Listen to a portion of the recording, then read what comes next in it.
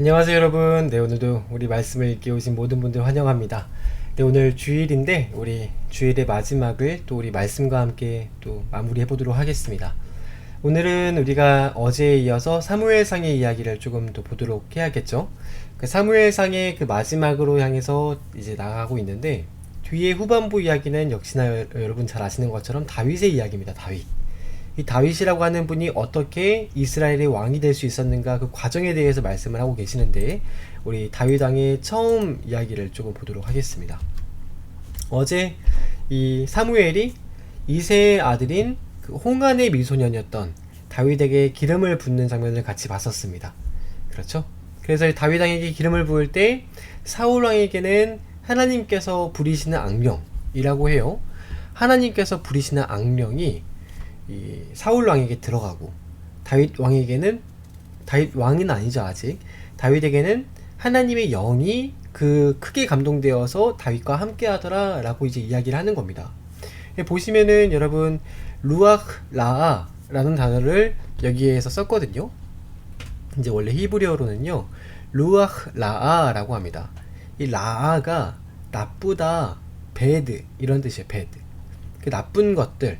이 루아흐는 영입니다. 영. 루아흐 엘로힘 하면은 엘로힘의 영, 하나님의 영이란 뜻이고, 루아흐 라아 그러면은 나쁜 영, 그래서 심판의 영. 여러분 세상에 있는 이 사탄의 그 세상에 활동하고 있는 사탄들도요, 하나님께서 어느 기간 때까지는 활동을 허락하시고 또 활동할 수 있는 그런 명을 받았어요. 부지런히 그 사탄이 또 여러분 우리 사람들을 시험을 하고 또 번뇌케 하고 막 그렇습니다. 우리가 주님 뵙는 그날까지 우는 사자와 같이 우리를 집어삼키려고 우리를 시험하고 하는데, 여러분 그 허락하신 악한 영이 하나님이 떠나가 버린 그 자리에 이 영이 사울왕에게 들어왔다는 겁니다. 그러니까 똑같은 사건인데 똑같은 시점에서 사울왕에게는 악령이 들어오고 또 다윗왕에게는 하나님의 영이 들어오게 되었는데, 그게 어떻게 돼서 그렇게 전개가 되었는지를 조금 보면은요, 여러분 보시면은 이 다윗이 나중에 잘 아시는 것처럼 골리앗이라고 하는 장수와 싸워서 이 골리앗이 이스라엘 백성들을 모욕하고 또 이스라엘의 하나님을 욕할 때, 그 하나님을 향해서 저주의 그런 말을 퍼부을 때, 그 하나님을 향한 분노, 그러니까 하나님을 향한 거룩한, 하나님을 모욕하는 블레셋을 향한 거룩한 분노가 다윗왕을 사로잡는 거죠. 그 다윗이 나중에는 이제 골리앗이랑 한판 뜨지 않습니까?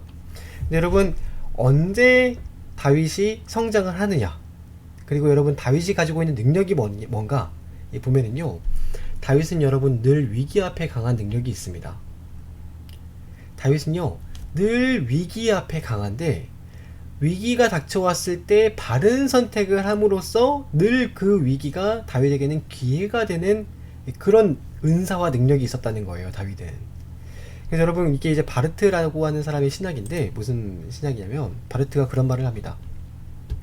위기의 순간은 누군가에게는 위험이지만 누군가에게는 기회이기도 하다, 이런 말인데요. 목사님 아까 방금 이제 보여드리면, 여러분 하나님의 말씀이 사울왕에게도 똑같이 임했고 하나님 말씀이 똑같이 다윗에게도 임했잖아요. 근데 다윗은 하나님의 말씀을 믿고 순종함으로 그 말씀이 선포될 때 그 말씀을 기회로 삼았고, 사울왕은 그 말씀이 선포될 때 불순종함으로 그 어떻게 보면은 기회가 위기가 된 겁니다. 위험이 된 겁니다. 그러니까 똑같은 이야기인데, 이 바르트가 이야기를 하기를요, 우리는 모두 하나님의 말씀이 우리에게 선포될 때는요 두 가지의 선택하는 길이 있다는 거예요. 말씀이 선포될 때는 누군가는 그 말씀이 선포되는 순간이 순종해서 기회를 얻는 길이 있고, 또 불순종함으로 위험을 자처하는 길이 있다 라고 바르트는 이야기를 합니다. 그래서 여러분 우리는요 늘 삶을 살아가면서 우리가 놓인 상황과 하나님 말씀이 우리에게 주어질 때 그런 위기의 순간을 맞이합니다. 다윗은 어땠느냐, 그 위기를 항상 기회로 바꿀 수 있는 능력을 가진 사람이었다는 겁니다. 기회로. 여러분 그게 진짜 실력자인 겁니다. 실력자. 이런 은사가 있었어요. 그래서 이런 다윗이 나중에 보시면 블레셋이라고 하는 엄청난 큰 위기가 닥쳐오지 않습니까? 그러니까 블레셋 그 중에서도 골리앗이라고 하는 이 엄청난 위기가 다윗에게는 기회가 될 수 있었던 거예요. 다른 사람들에게는 이게 그냥 위험일 뿐이죠. 하지만 그런 위기가 누군가에게는 기회가 될 수도 있다.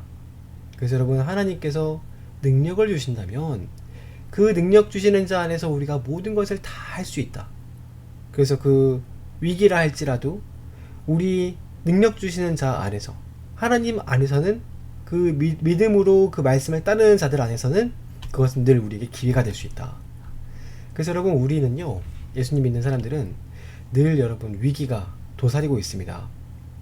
하나님의 말씀이 시시때때로 우리에게 주어지고, 또 우리가 예수님 믿고 살아가면서 이 때때로 자주 우리가 그런 위기의 순간을 경험하기 때문에 그때마다 우리의 선택에 의해서 우리의 결과가 좌우되게 됩니다. 그래서 여러분, 이럴 때 정말 그 기회로 삼는 자가 바로 해결사가 될 수 있는 거죠. 여러분, 이렇게 골리앗 정도는 잡아야 스타가 될 수 있는 거예요. 골리앗 정도는 잡아야. 네. 어떻게 다윗이 골리앗을 잡을 수 있었느냐? 여러분, 주일학교 때 많이 들으셨을 텐데, 다윗은요, 어렸을 때부터 아버지 양떼를 지키는 사람이었는데, 그 베들레헴에서 수금을 타면서 양떼를 지키잖아요? 그럼 양떼를 잡아먹겠다고 사자가 몰려오기도 하고 곰이 몰려오기도 하는 겁니다. 근데 여러분, 그런 위기의 순간마다 다윗은 늘 생각을 했어요. 전쟁은 사람에게 속한 것이 아니고 우리의 생사화 복을 주관하시는 하나님께 속한 것이니, 이 전쟁은 정말 하나님의 그 믿음 안에서 하나님께서 이기고자 하시면은, 이기게 하고자 하시면은 이길 수 있는 것이기 때문에 그런 걸 두려워할 것이 없다 하면서 그 사자를 막아내고 곰을 막아내면서 물맷돌을 던져가지고 잡아냈다는 겁니다. 근데 여러분, 사자가 더 빨라요? 골리앗이 더 빨라요? 곰이 더 큽니까? 골리앗이 더 큽니까? 그러니까 여러분, 맨날 그 사자와 싸웠던 사람, 골리앗과 싸웠던 사람은요, 목사님이 지금 피곤해가지고 말이 계속 헛나오는데 죄송해요. 입이 좀 이게 혓바늘이 나가지고. 사자와 곰이랑 싸웠던 사람은 골리앗 정도는 여러분 껌인 거예요. 껌. 여러분, 이런 정말 해결사가 영웅이 언제 되느냐, 정말 하나님 이렇게 스타가 언제 되느냐, 늘 날마다 그 위기 속에서도 하나님을 붙드는 사람, 위기 속에서도 그 위기를 기회로 바꿀 수 있는 준비를 한 사람이 결국에는 여러분, 하나님 때를 허락하실 때 이렇게 영웅이 될 수 있는 겁니다. 스타가 되는 거죠, 스타. 그래서 여러분, 나중에는 사자가 이 다윗 양만큼은 안 건드린다 해가지고 여러분 혼쭐이 나가지고 도망을 가지 않았어요? 그래서 그 얘기를 누가 했냐면 다윗이 한 겁니다. 다윗이. 보시면은 골리앗이라는 위기는 이스라엘에게는 위험이지만 이런 것쯤은 다윗에게는 기회가 될 수 있었는데, 그것은 늘 평소에 준비를 했기 때문에 어려서부터 물맷돌을 갈아가지고 던졌는데, 그걸 여러분 다윗이 사울에게 갔을 때 직접 말한 겁니다. 주의 종이 아버지의 양을 지킬 때 사자나 곰이 와가지고 양떼에서 새끼를 물어가면 이 다윗은 신실한 종이 되어서, 정말 신실한 충성된 종이 되어서 그 양을 찾기 위해서 잃어버린 한 마리의 양을 위해서 끝까지 따라갔다는 겁니다. 그래서 그 새끼들을 어떻게든 건져냈대요. 그 수염을 잡고 그것을 뽑아서라도 건져냈습니다. 그러니까 이런 사자나 곰도 내가 이겼는데 하물며 하나님의 군대를 모욕하는 이 할례받지 않은 블레셋 사람 정도야 제가 우습지 않겠습니까? 라면서 달려가가지고 물맷돌을 던지면서 훅 날렸는데 딱 3개 준비했어요. 물맷돌 3개. 3개만 주머니에 넣었다고 합니다. 근데 3개 다 쓸 것도 없이 훅 날렸는데 이 갑옷의 딱 한가운데 정수리, 여기에 딱 박혀가지고 그대로 꼬꾸라진 거 아니에요? 여러분, 이 사건이 있었기 때문에 훗날 다윗이 왕이 되는 것에 대해서 아무도 이의를 제기하지 않았습니다. 그러니까 하나님께서 다윗 왕을 준비시키실 때 다윗이 신실하게 충성되게 날마다 하나님 말씀을 의지하고 의뢰함으로 자기에게 맡겨주신 일을 충성을 다했기 때문에 결국에는 이렇게 왕도 될 수 있었다는 거죠. 그래서 여러분, 이렇게 골리앗을 때려잡았으면, 그러면 여러분, 다윗이 그 뒤로는 출세 가도를 달리면서 승승장구하고 많은 사람들이 부러워하는 그런 삶을 살았느냐, 생각을 해보면 그렇진 않습니다. 그럼 사실 다윗 왕이 정말 행복했을 때는 골리앗을 만나기 이전이에요. 골리앗을 때려잡기 이전에는 그 이제 아버지 양떼를 지키면서 베들레헴에서 그런 골짜기에서 그 양을 지키면서 목가적인 삶을 살면서 수금을 타고 찬양을 지어드리고 그렇게 살았습니다. 편안하게 잠도 자고. 근데 여러분, 골리앗을 때려잡은 이후로는 이 잠은 다 잤어요. 불안과 쫓기는 삶의 연속입니다. 오히려. 그래서 나중에 여러분 다윗이 그런 고백까지 하는데 자기의 정말 목숨처럼 자기를 사랑했던 요나단에게 진실로 여호와의 살아계심과 너의 생명을 두고 맹세하노니 지금 나와 죽음 사이는 한 걸음뿐이다. 나 죽겠다, 이런 말이죠. 죽겠다. 나 이렇게 한 걸음만 더 가면 죽는다. 그러니까 다윗은요, 우리 같으면은, 우리 생각으로는 골리앗 정도 잡으면은 바로 성공할 것 같고 출세할 것 같잖아요. 그렇지 않습니다. 10년을 죽임을 당할 것 같은 그런 위기와 위험 속에서 날마다 그렇게 죽음 앞에 바로 한 걸음만 더 내디디면 내가 있다, 이런 심정으로 여러분 살았다는 거예요. 그런 어려움이 사실은 여러분 다윗에게 있었습니다. 그 이유가 뭐냐, 하여참 이렇게 하여간 주위 사람들이 이렇게 부채질 해가지고 이렇게 되는 건데, 사람들이 이제 골리앗을 다윗이 잡으니까 옆에 있는 여인들이 말하기를 사울은 천천히고 다윗은 만만이다, 이런 되먹지 않는 노래를 지어서 부른 겁니다. 그러니까 여러분, 결정적으로 이 노래가 다윗을 힘들게 했는데 사울이 생각을 한 거죠. 아니 뭐야? 그럼 내가 천천히고 다윗이 만만이면 그에게 돌아갈 게 내 나라 말고 뭐가 있겠느냐. 그래가지고 여러분, 그때부터 사울이 다윗을 죽이기로 작정하고 아예 이를 갈면서 틈만 나면은 죽이려고 한 겁니다. 그래서 여러분, 생각보다요, 다윗 왕의 그 인기가 비록 있었다고 하지만 그분이 그렇게 행복하고 즐겁고 남부러울 거 없는 그런 삶을 사신 건 아닙니다. 오히려 여러분, 다윗 왕에게는요, 정말 슬프고 또 한편으로는 불행하고 또 괴로운 날들, 본인이 원하지 않았던, 원치 않는 고난들이 다윗 왕을 늘 따라다닙니다. 그래서 여러분, 우리의 인생이 그렇다고 하잖아요. 우리의 인생은 멀리서 보면은 희극이지만 가까이서 보면은 비극이다. 우리 모든 사람은요, 다 마찬가지입니다. 다. 여러분, 옆에 있는 분들 뭐 인스타그램 보면서 부러워하시는 분들 계시죠? 또는 옆에 있는 무슨 우리 이웃들을 보면서 저분 저 정도 사시는 거 보니까 남부러울 것 없이 정말 나도 저렇게 한번 살아봤으면 좋겠다 싶은 그런 분들 혹시 계세요? 여러분, 그거 모르셔서 하는 말입니다. 모든 사람은 겉으로 보기엔 다 화려해 보이고 밝아 보이지만 그 내면과 가정과 관계 속에서 다 세밀하게 그 안을 들여다보면 누구 한 사람 갈등과 힘들과 근심이 없는 사람은 한 명도 없어요. 모두가 각자의 나름의 콤플렉스를 가지고 살아갑니다. 정말입니다, 여러분. 정말이란 것을 성경을 통해서 여러분 보여드릴게요. 다 누구나 애환이 있고 이런저런 어려움이 있다는 겁니다. 여러분, 우리 성경에 보면 가장 복받은 사람이 누구예요? 아브라함이죠. 아브라함도 여러분, 언제 아들을 낳았냐? 세상에 100세까지 아들이 없었다는 겁니다. 100세까지. 어떤 사람이 100세에 대해서 아들을 낳아요? 그만큼 아브라함은 100세가 될 때까지 속이 탔습니다. 속이. 그것도 또 중간에 하갈이라고 하는 여인을 믿음이 없어가지고 하갈이라고 하는 여인에게 들어가가지고 나중에는 이스마엘을 낳아가지고 가정 문제까지 벌어지는, 여러분, 그런 이 아브라함에게도 삶의 그런 애환이 고충이 있었어요. 그럼 그 아들이었던 이삭은 괜찮았느냐? 여러분, 이삭도요 40세가 될 때까지는 아들이 없었다는 거 아니에요? 근데 아들을 낳았는데 두 아들이 뱃속에서부터 쌍둥이로 태어나가지고 사이가 안 좋아요. 그래서 조금 자라가지고 이놈들이 이 자식 구실 좀 하려나 보다 싶었을 때 한 놈은 저기 바다나무로 도망가고 또 하나는 세일산으로 도망가 버립니다. 아들이 둘이나 있는데 졸지에 아들이 없는 것처럼 살아요, 이삭은. 여러분, 그런 생각 안 해보셨죠? 여러분, 이삭의 삶이 그랬다니까요. 여러분, 야곱은 말할 것도 없습니다. 야곱은 130년을 살았는데 그야말로 험악한 세월을 보냈다고 스스로 말을 하지 않습니까? 하루도 편할 날이 없었어요, 야곱 같은 경우는. 그러니까 여러분, 우리가 알고 있는 성경의 인물 중에서 여러분 아시는 그런 축복받은 분들 이름 한번 대보세요. 누구 한 사람 여러분 행복하고 착하고 거룩하고 복받는 삶을 살았던 건 아니라는 겁니다. 다 나름의 어려움이 있고 고충이 있고 애환이 있고 고민이 있고 그 속에서도 그 위기 속에서도 끝까지 신실하게 그 말씀을 붙잡고 순종하는 삶을 살아서 장차 우리에게 주실 그 본향을 사모함으로 천국을 사모함으로 청지기와 같은 삶을 살아간 겁니다. 모두가. 보세요. 모세도 마찬가지잖아요. 모세는 여러분 심지어 80세가 될 때까지 광야에서 아주 그냥 굴렀습니다. 굴렀어. 그 나머지 40년은 평안했냐? 나머지 40년은요. 이스라엘 백성들이 툭 하면 때려 죽이겠다고 찾아오고, 심지어는 여러분 모세는 마지막에 이스라엘 그 가나안 땅 들어가지도 못했습니다. 모세는 여러분.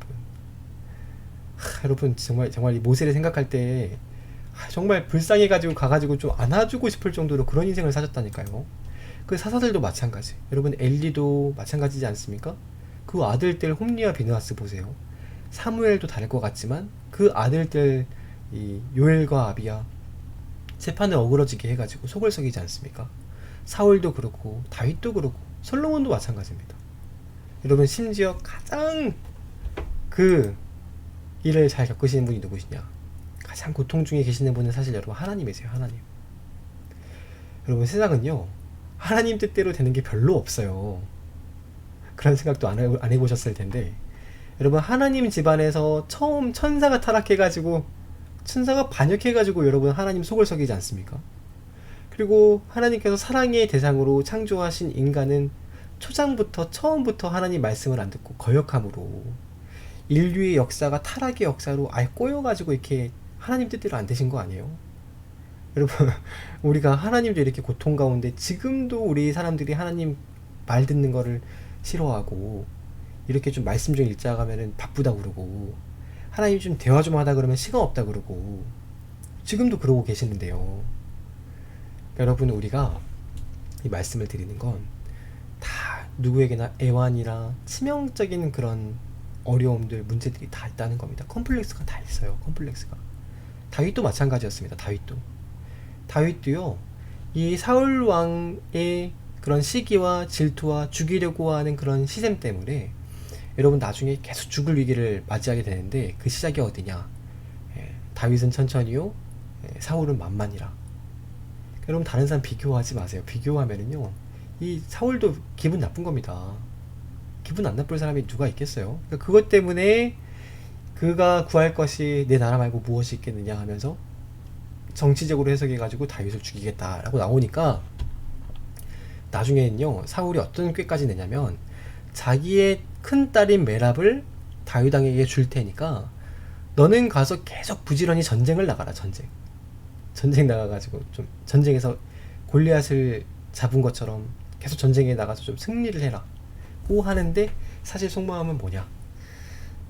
내 딸을 줄 테니까 전쟁 나가서 제발 죽으려거든 나가서 죽어라. 이제 그 말입니다. 살아서 돌아오지 말았으면 좋겠다. 이제 그 마음이에요. 그 마음. 이게 여러분 사울왕의 소원이랍니다. 자기 사위가 죽기를 바라는 마음. 이게 뭐냐면 여러분 타락한 인간의 본성이에요. 타락한 인간의 본성.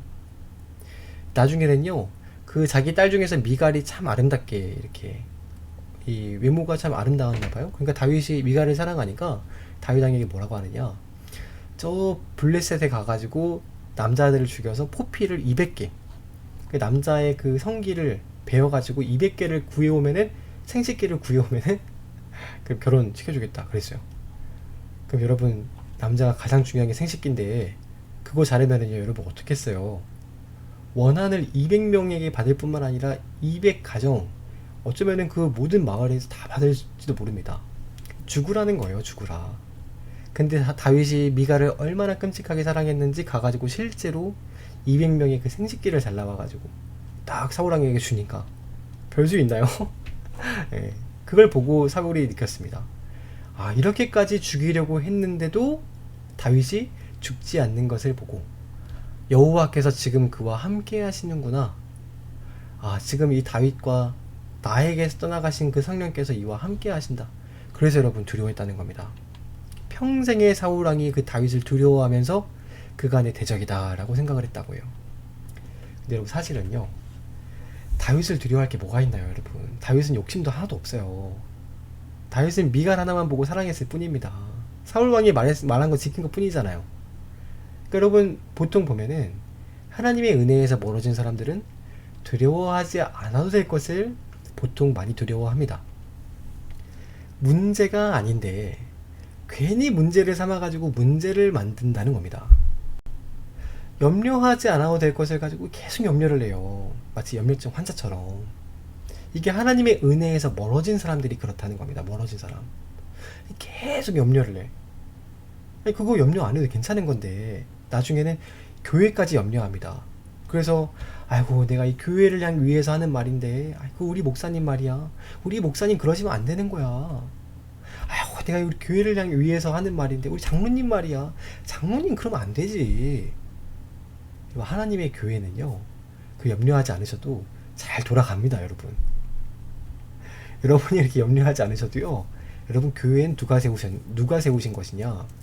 예수께서 이는 내 반석 위에 내 교회를 내가 세우겠다. 그럼 교회는 절대 망하지 않아요. 누구에게 문제가 있는 거냐? 그 망한다고 생각하는 우리 마음에 문제가 있는 겁니다. 교회는 절대 쉽게 넘어지지 않아요. 그러니까 염려하지 않아도 될 것을 염려를 하고 염려해야 할 것을 염려하지 않으니까 그래서 문제가 여러분 생기는 겁니다. 이게 자주 하는 사람이 누가 자주 하는 방법이냐? 이 마귀가 하는 거예요. 마귀가 계속 이간질하지 않습니까? 수군수군하는 자, 비방하는 자, 참소하는 자, 수군수군하면서 문제가 아닌 것을 가지고 하와에게 찾아가서 야 너 그거 진짜 먹지 말라고 했니? 문제가 아닌데 안 먹으면 되는 건데 그거 먹어도 되는 건데 진짜 안 먹지 말라고 했어? 세상에. 그게 여러분 사탄이 하는 겁니다. 사탄이 분별력을 가지시고 우리의 입을 여러분 조심하셔야 돼요. 그 까딱하면은 이 마귀의 농간에 돌아가는 수가 있습니다. 그래서 여러분 이때부터 사울이 할 수만 있으면은 다윗을 죽이려고 하는데 자기 신하들뿐만 아니라 자기 아들이었던 요나단에게도 다윗을 죽이라고 명령을 합니다. 그러니까 여러분 이 모든 사람들 중에서 정신이 온전하게 똑바로 바뀐 사람은 요나단밖에 없어요. 요나단. 이 사람만 거의 제정신이고 나머지는 다 지금 제정신이 아니에요. 그 사울이 왜 그러느냐? 악령이 계속 여러분 이 머리를 혼란스럽게 하고 힘들게 하잖아요. 그러니까 단창을 들어가지고 다윗이랑 잘 지내다가도 갑자기 막 분노가 치밀어 올라가지고 벽에 붙어있는 단창을 꺼내가지고 다윗을 벽에 박아가지고 찌르려고 던져버립니다. 막 이런 사람이요. 그 다윗이 체구가 작았으니 망정이지. 그 다윗이 날쌔게 피했으니 망정이지. 안 그랬으면은요 이런 일이 두세 번 있었어요. 두세 번. 다윗 진작에 죽었습니다. 근데 이렇게까지 했음에도 다윗이 죽지 않는 것을 보면서 그는 하나님이 함께 하시나 보다. 그러니까 더 마음이 힘든 거죠. 더 마음이. 그래서 자기 마음대로 스스로의 마음을 컨트롤하지 못하는 상태가 위험한 겁니다, 여러분.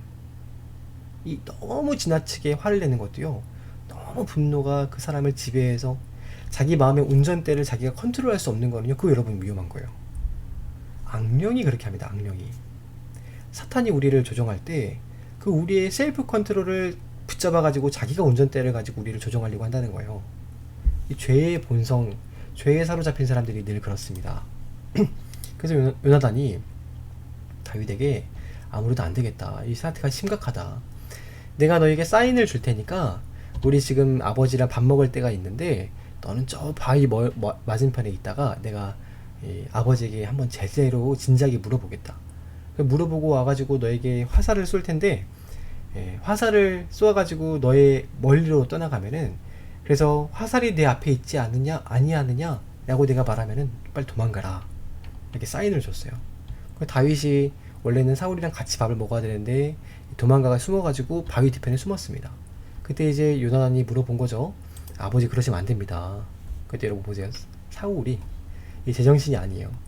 내가 이새의 아들을 택한 것이 너의 수치와 너의 어미의 벌거벗은 수치임을 너가 모르느냐 라고 하면서 이 폐역무도한 계집 자식의 계집의 소생아 너희 죽일 놈아 막 이러면서 막 화를 아들에게 막. 그러니까 이미 지금 이제 이게 이런 게 이제 역사학자가 보기에는 악령이 컨트롤하고 있다는 겁니다. 악령이 계속.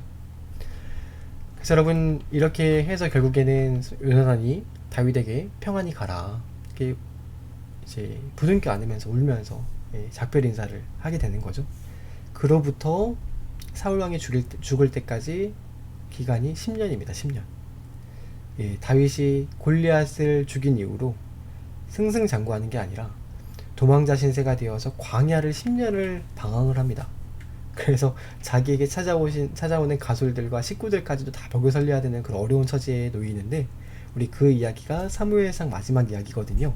그 이야기를 우리 내일 이어서 조금 보도록 하겠습니다. 네, 여러분 오늘 하루도 고생 많으셨고, 네, 오늘 여기까지 보겠습니다.